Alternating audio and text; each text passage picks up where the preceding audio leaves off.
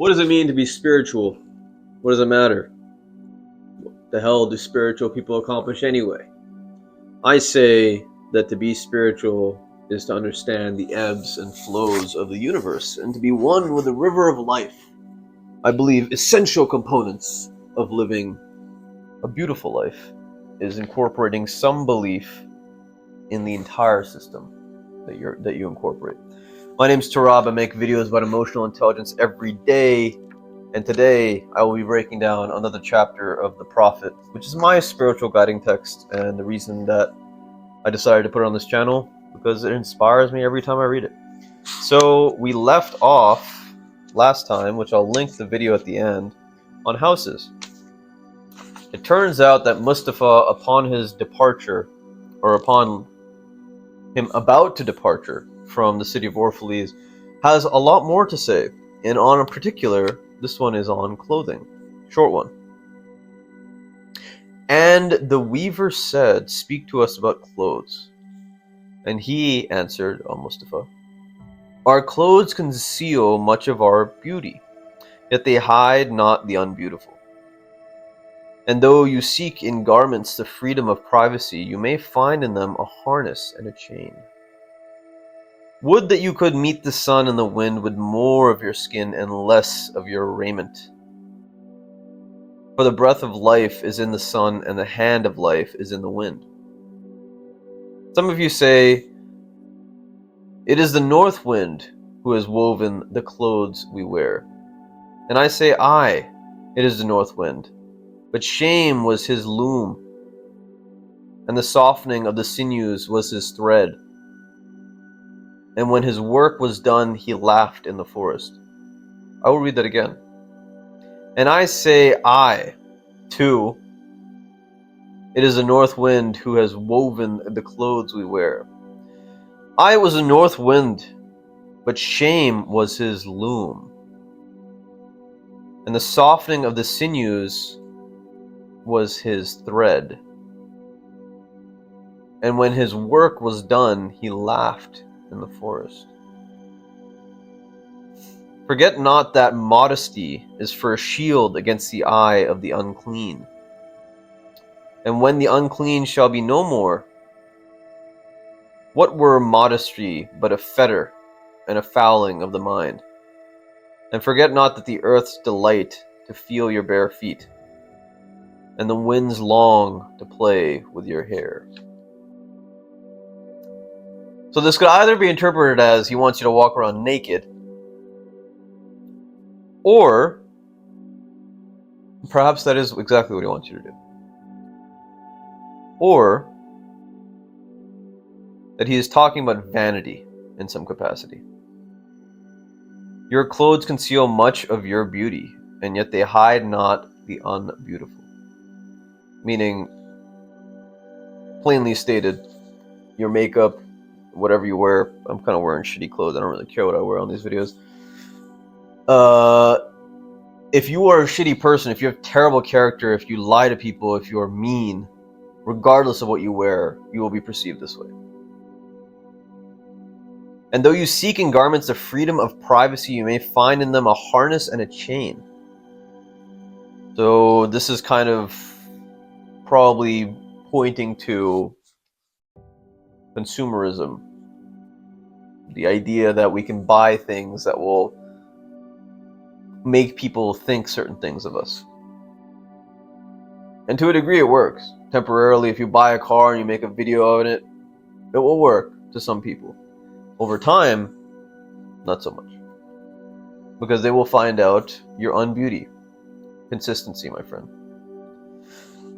Would that you could meet the sun and the wind more with more of your skin and less of your raiment. For the breath of life is in the sun, light, and the hand of life is in the wind.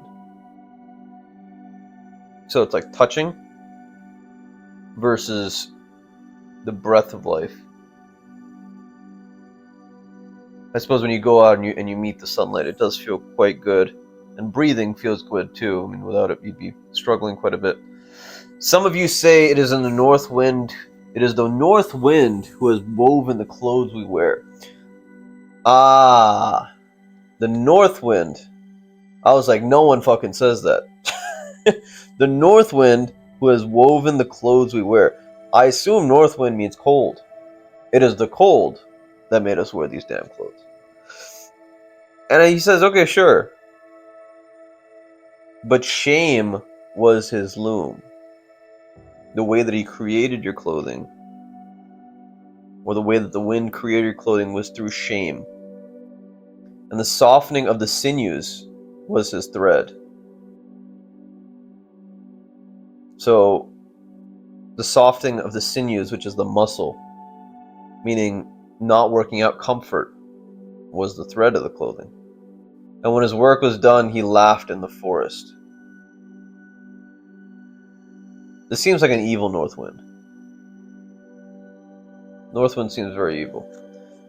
There's a theme in Gibran's work where he says that comfort essentially is not good for you, not good for us. And I could see why. Forget not that modesty is for a shield against the eye of the unclean. The unclean, meaning people that have terrible character, perhaps people that lie and cheat, and that maybe people that literally just don't bathe. Modesty is a shield against their eyes. Meaning they're probably too stupid to see that modesty is actually confidence. And so they won't come and bug you for what you have. You're just modest. Especially when you... This is brilliant. This is brilliant!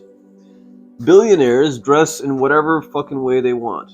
Grant Cardone's one of the few that probably flaunts his shit consistently, but most of the time you will not be able to pick out a particularly rich person, genuinely rich person, in a crowd of normal looking people.